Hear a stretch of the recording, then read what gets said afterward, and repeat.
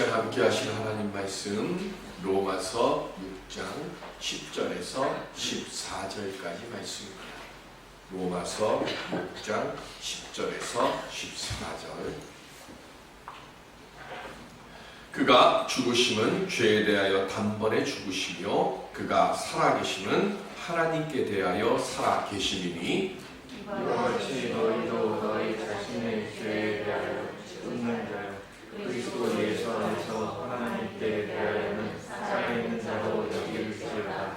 그러므로 너희는 죄가 너희 죽을 몸을 지배하지 못하게 하여 몸의 사욕에 순종하지 말고 또한 너희 지체를 불의의 무기로 죄에서 되지 말고 오직 너희 자신을 죽은 자 가운데서 다시 살아난 자 같이 하나님께 드리며 너희 지체를 의의 무기로 하나님께 드리라. 죄가 너희를 주장하지 못하리니 이는 너희가 법 아래에 있지 아니하고 은혜 아래에 있음이라. 아멘. 복의 출발이 되는 예배드리는 우리가 될 수 있기를 주님의 이름으로 축원드립니다.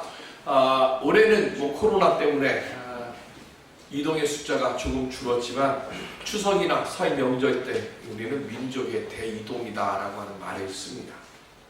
평소보다 서너 배 이상 더 걸리는 그 힘든 길을 그러니까 찾아가는 이유는 뭡니까?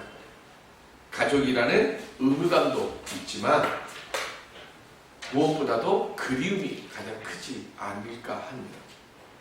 명절이 되어야 만날 수 있는 고향 사람들, 친척들, 그리고 무엇보다도 어릴 적 모습이 많이 남아있던 아니면 많이 변해있던지 간에 그곳에 가면 편안함도 있고 아쉬움도 함께 가지고 있습니다.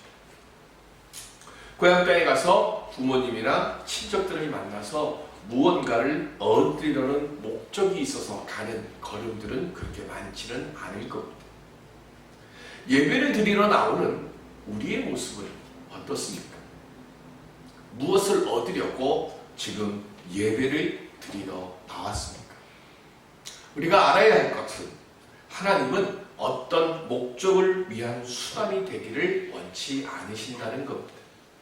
하나님은 목적 자체이신 분이시기 때문에 그렇습니다. 내가 원하는 바를 얻기 위한 수단으로 하나님을 찾는 사람들은 어느 누구도 하나님을 만나지 못합니다.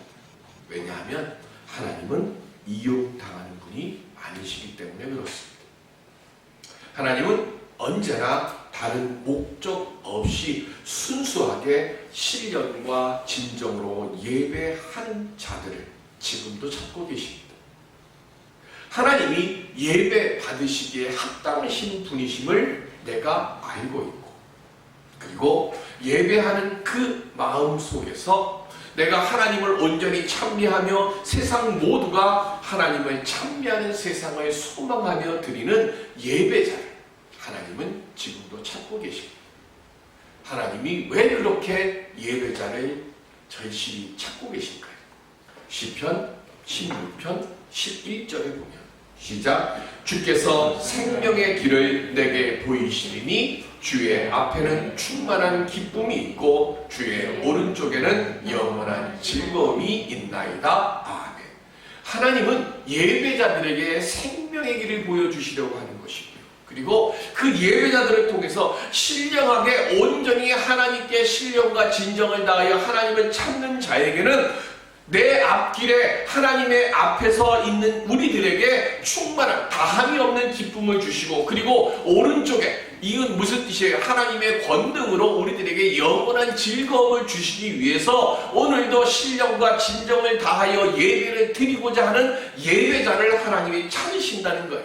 이 시간 생명의 길을 발견하고 삶 속에서 충만한 기쁨으로 승리의 걸음을 옮기는 행진의 그 길에 서는 예배자가 되어지는 우리 모두가 될 수 있기를 주님의 이름으로 간절히 기원드립니다.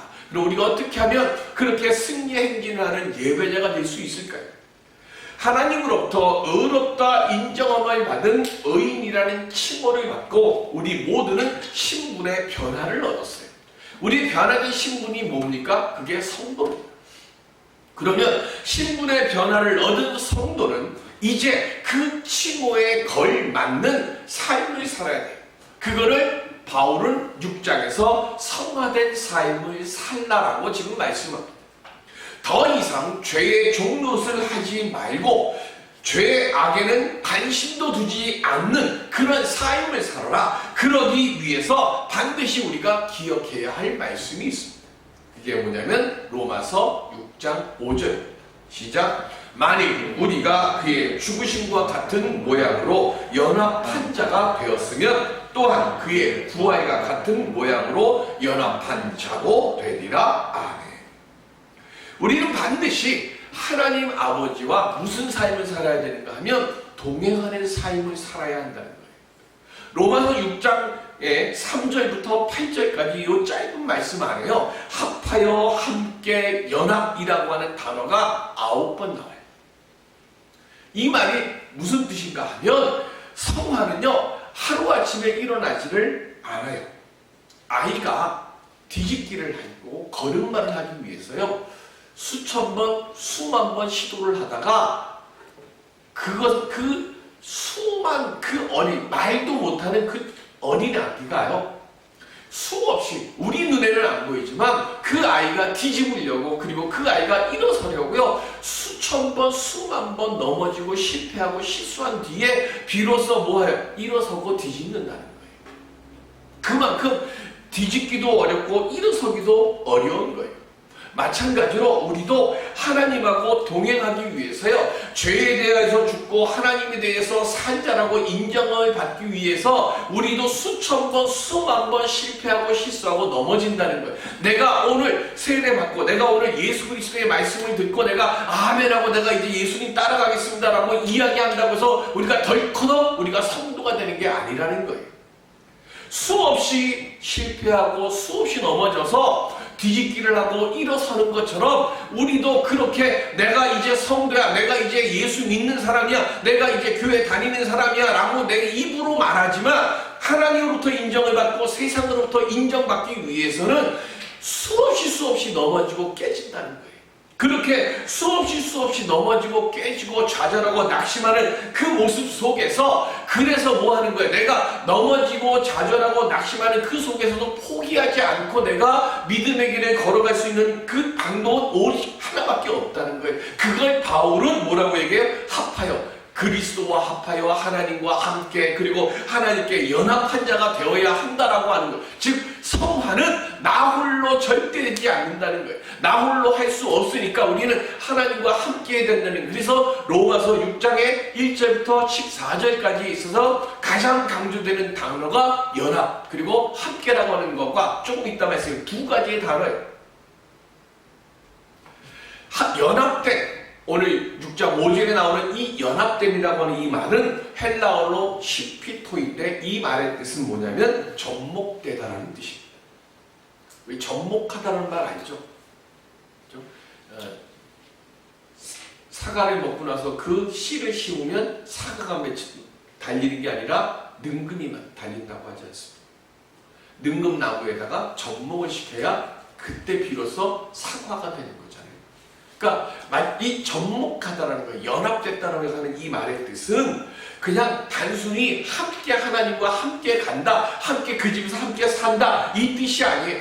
아예 질이 달랐던 나뭇가지가 접붙임되어서 새로운 나무에 이게 접붙임돼가지고 그 새로이 접붙임된 그 성질로 변화되는 거예요. 다른 말로 이야기를 하면 접붙임이라고 하는 이 말은 나중에 로마서 뒤에 나오잖아요. 접붙였다라고 하는 이 말의 뜻이 뭐냐면 나를 죽이라는 얘기예요. 나를 버리라는 거예요. 나를 버리고 내가 지금 접붙임한 그 나무의 가지를 통해서 공급되는 것을 내가 온전히 받아들여야 그때 비로소 내가 죽지 않고 산다는 거예요. 그래서 뭐 하는 거예요? 살고자 하면 죽는 거고 죽고자 하면 산다라고 하는 이 바울이 말씀하시는 이 말씀의 가장 귀한 뜻이 뭐냐면 나를 죽여야 내가 하나님과 함께 연합된 자가 되고 온전히 연합된 자가 돼야 그래 그때 비로소 내가 예수 안에서 살게 되어진다는 것을 말씀하는 겁니다. 그래서 요한복음 15장 4절에 보면 시작 내 안에 거하라 나도 너희 안에 거하리라 가지가 포도나무에 붙어있지 아니하면 스스로 열매를 맺을 수 없음 같이 너희도 내 안에 있지 아니하면 그러하리라. 아멘. 여기 연합되다라고 하는 말과 똑같은 말이 뭐냐면 붙어있다라는 말이에요. 그냥 붙어있는 게 아니라는 거예요. 어떻게 붙어있으라고요? 접목되어져서, 접붙임되어서 붙어있어야 된다는 거예요. 내가 처음부터 자란 나무에서 자란 가지가 아니에요. 포도나무 가지는 이건 하나님이 지금 이 땅에 심어놓으신 생명나무예요. 그런데 우리는 원래 이 포도나무 가지에 우리는 붙어있는 가지가 아니에요. 내가 예수를 그리스도라고 고백하는 그 순간 하나님께서 어떻게 된 거예요? 내가 있던 곳에 내 가지를 잘라가지고 하나님의 생명나무인 이 포도나무에다 나를 지금 뭐 하신 거예요? 접붙여 주신 거예요. 그러니까 접붙임을 받았으니까 우리는 뭐 해야 돼요? 이 나무가지에서 절대로 떨어지면 안 되는 거예요. 원래부터 그 나무가지에 있던 곳은 떨어지지 않잖아요. 그런데 우리는 뭐 한 거예요? 옮겨 심음을 지금 받은 거예요. 우리는 물가에 심기어진 나무처럼, 우물가에 심겨진 나무처럼 우리는 뭐 해야 되는 그 접목된 나무, 접붙임당한 그 나무에서 우리는 떨어지지 않으려고 우리는 꽉 뭐 해야 돼요? 붙여 있어야 된다는 거예요. 그렇게 될 때에 하나님께서 공급해 주시는 능력과 지혜로 우리를 열매 맺는 가지 되게 하나님께서 우리를 삼아 주신다는 겁니다. 믿음은 뭐냐면 나는 부족하지만 내가 그리스도의 자녀라 생각하면서 사는 거예요. 내가 그리스도의 자녀라 생각하지만 우리 아이들이 태어날 때부터 온전해집니까? 온전해지는 거 아니잖아요. 우리 아이들 계속해서 뭐 해요? 학교 보내고 먹여주고 입혀주고 재워주고 우리 뭐 일하니 다은이 형이 있지만 늘 뭐 하는 거예요? 아침마다 깨워야 돼요. 뭐 지가 일어납니까? 다 깨워야 되잖아요. 뭐 하는 거예요? 아무리 나이 먹었어도 자녀들을 뭐 해야 돼요? 부모들이 살펴줘야 되는 거예요. 마찬가지로 접붙인다 했던 이야기는 뭐냐면 우리가 하나님 나라에 가는 그 순간까지 우리는 뭘 해야 돼요? 하나님의 돌보심 아래 머물러 있어야 되는 거예요. 탕자가 언제 탕자가 됩니까? 가지 안에 머물러 있을 때는 열매 맺지 못하는 그냥 뭐 하는 거예요? 구박받 좀 못난 가지예요. 그런데 아버지 집을 떠나면 탕자가 되는 거예요. 우리는 하나님으로부터 지금 접붙임을 당했어요. 접붙임을 받았어요. 우리가 한 가지 반드시 알아야 될 것은 하나님은 우리를 절대로 쫓아내시지 않는다는 거예요. 하나님 접붙임 받았으면 내가 스스로 떠나지 않는, 내가 하나님 자녀답게 살아가기 싫어서 내가 스스로 떠나지 않는 한 하나님은 절대로 우리를 뭐 하신다고요? 버리지 않으신다는 거예요. 하나님은 절대로 우리를 포기치 않으신다는 거예요. 우리 복음성가에 그러잖아요. 하나님은 절대로 우리를 뭐 한다고요? 포기하지도 아니하시고. 우리 그 복음성가의 가사처럼 오늘 내가 내 삶을 살아가면서 하나님은 절대로 나를 포기하지 않으시는 분이십니다. 오늘 우리의 입술로, 우리의 간증으로, 우리의 신앙으로 우리가 고백할 수 있는 그 자리에 우리가 서 있어야 될 줄로 믿습니다. 그래야 내가 하나님의 돌보심을 받는 걸 내가 확신하게 되어지고요. 내 모습을 보고 나와 함께하는 다른 이들도 포도나무에 탁 접붙임돼서 떨어지지 않는 가지로 온전히 살아가게 될 줄로 믿습니다. 부부가 되어질 때요, 우리 결혼 서약할 때 이러잖아요. 기쁜 일도 슬픈 일도 좋은 날도 굳은 날도 함께하기를 서원하십니까? 서약하십니까? 묻잖아요. 부부가 함께 기쁨을 나누고 함께 고난을 겪으면서 서로 버리지 않고요. 그리고 끝까지 함께 할 때 그때 온전히 하나 되는 부부가 되는 거예요. 그런데 우리는 하나님과 우리의 관계는 뭐예요? 하나님 우리를 안 버리시니까 나만 뭐 하는 거예요? 나만 하나님 손, 내가 잡은 손 놓지 않으면 되는 거예요. 하나님이 나를 잡아주시니까 아니에요. 내가 하나님 손을 잡는 거예요. 그리고 내가 하나님 손을 놓는 겁니다. 왜? 우리는 접붙임 받은 하나님의 자녀들이기 때문에 그래요. 그래서 우리는 뭘 해야 돼요? 하나님의 잡는 내 손을 하나님 내가 절대로 놓지 않게 주옵소서라고 다짐해야 되는 거예요. 매일 아침마다.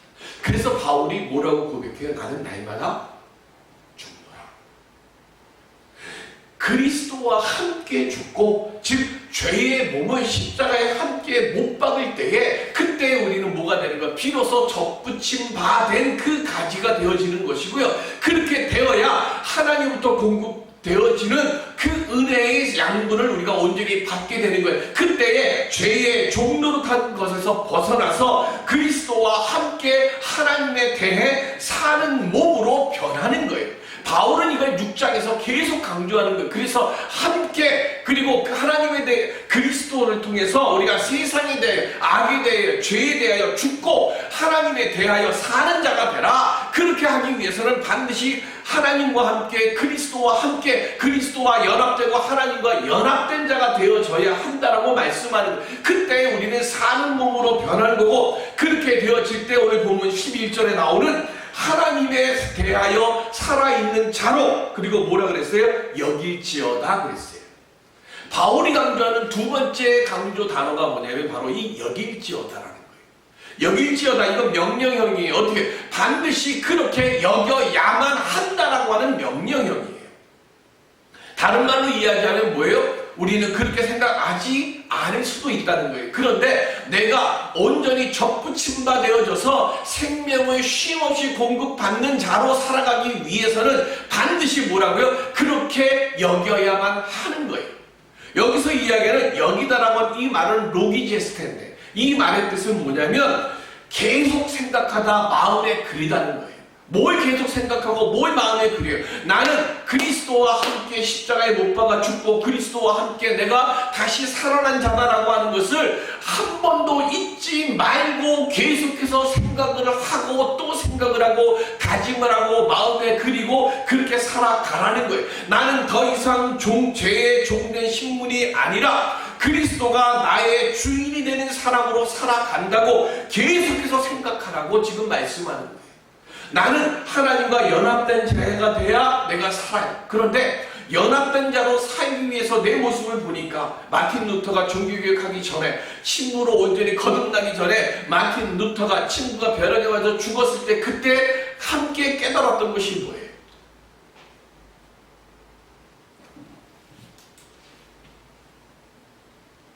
죄 속에 갇혀 살았어요. 하루에도 수십 번, 수백 번 자기가 지은 죄, 아니 기억도 나지 않는 죄를 하나님 나 용서해달라고, 나 사해달라고 마틴 루터가 그렇게 기도했어요. 죄 고백하다가 죽을 만큼 그렇게 죄에 대해서 마틴 루터는 강박관념을 가지고 있었어요. 그러다가 로마서를 읽고 로마서 1장 17절 뭐예요? 믿음은, 오직 의인은 믿음으로 말미암아 살리라고 하는 그 말씀을 읽는 순간 천둥이 쳐졌어요. 내가 의인이 되는 게 아니라 하나님을 믿는 믿음으로 내가 의인이 되는구나. 그래서 뭐예요? 솔라 피데, 오직 믿음만. 이게 어려워요. 근데 그래서 바울이 말씀하시는 거예요. 여겨라. 여길지어다. 뭐 하라고요?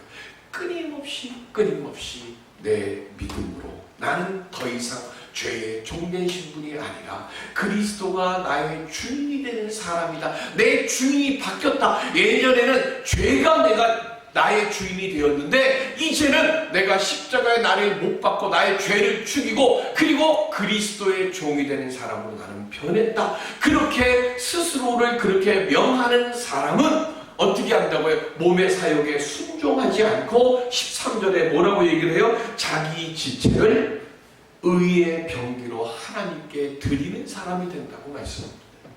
이게 왜 중요할까요? 은혜는 두 가지가 있습니다. 하나는 용서하는 은혜가 있습니다. 아버지 집을 떠난 탕자가 집으로 자기의 허물을 고백하면서 돌아왔을 때 아버지가 어떻게 했어요? 내쫓았어요? 아니죠. 좋은 옷 입히고 그리고 목욕시키고 좋은 옷 입히고 손에 가락지 끼우고 좋은 신발 신기고 그리고 잔치를 배설해줬습니다. 이게 용서하는 은혜입니다. 이건 하나님께서 우리에게 일방적으로 주시는 거예요. 두 번째 은혜가 있습니다. 그 은혜는 내가 만들어 가야 하는 은혜입니다. 그게 뭐냐면 승리하는 은혜예요. 아버지로부터 용서함을 받았어요. 용서함을 받은 것을 깊이 깨닫고 지금까지의 내 생각과 마음과 행동을 바꿔서 이제는 내가 효도하는 자식으로, 아버지에게 기쁨을 주는 자식으로 내가 살아가겠다고 다짐하고 그렇게 살아가요.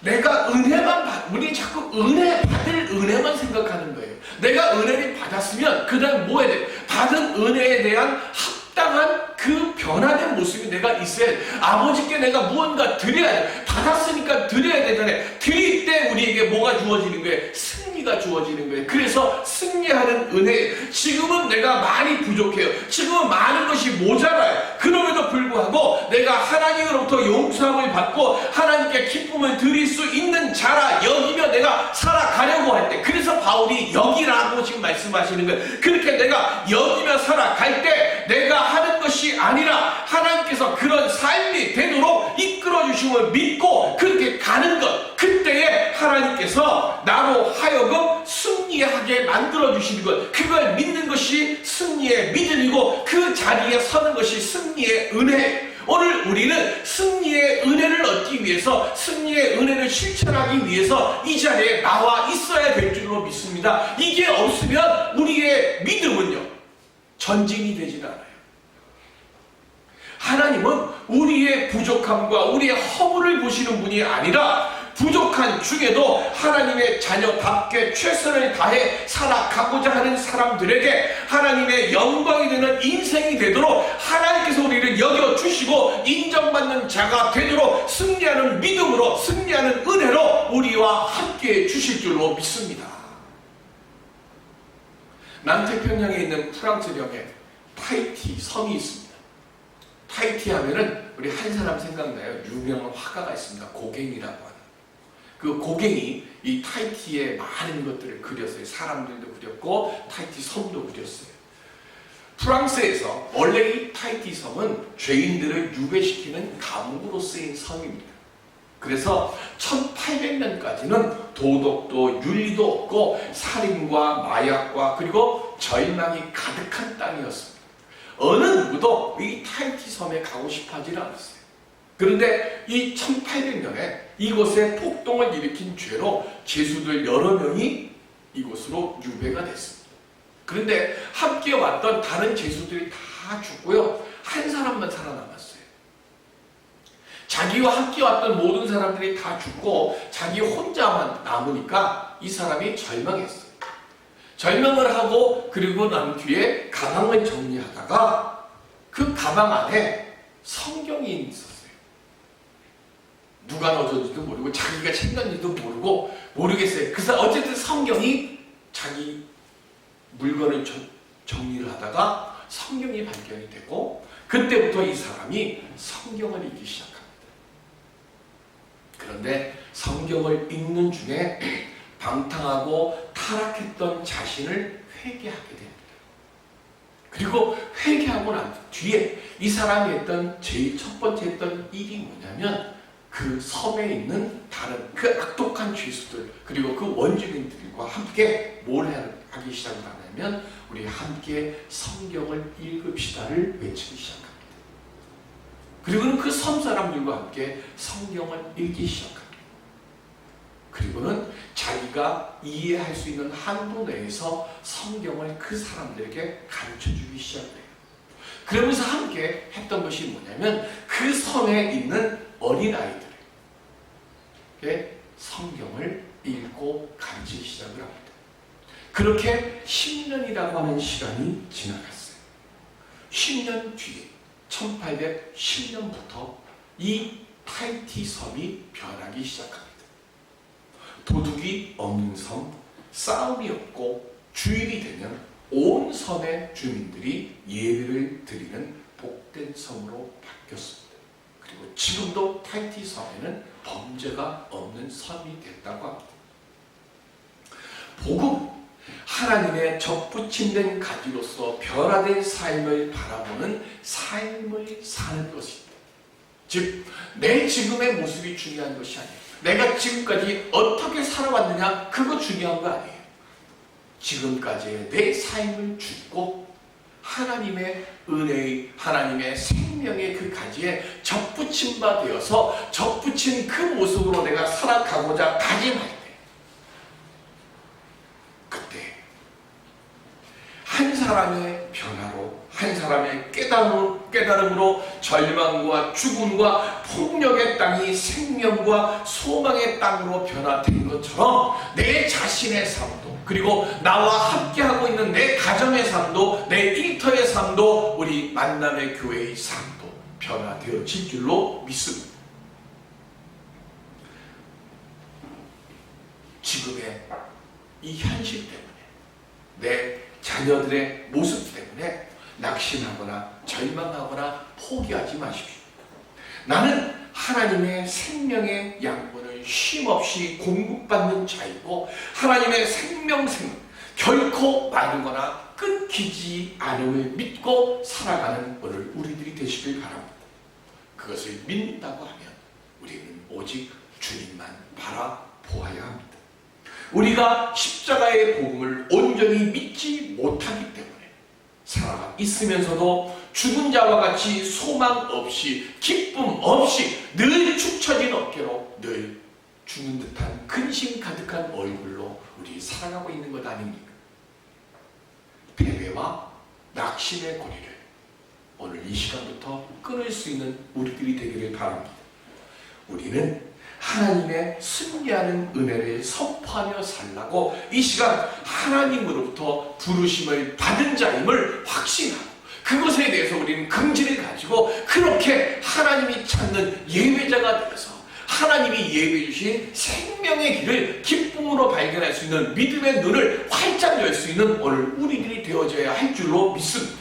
나는 넘어지지만 하나님은 나를 붙잡아 주시고 나를 세워주시기를 기뻐하시는 분이심을 믿고 계십니다.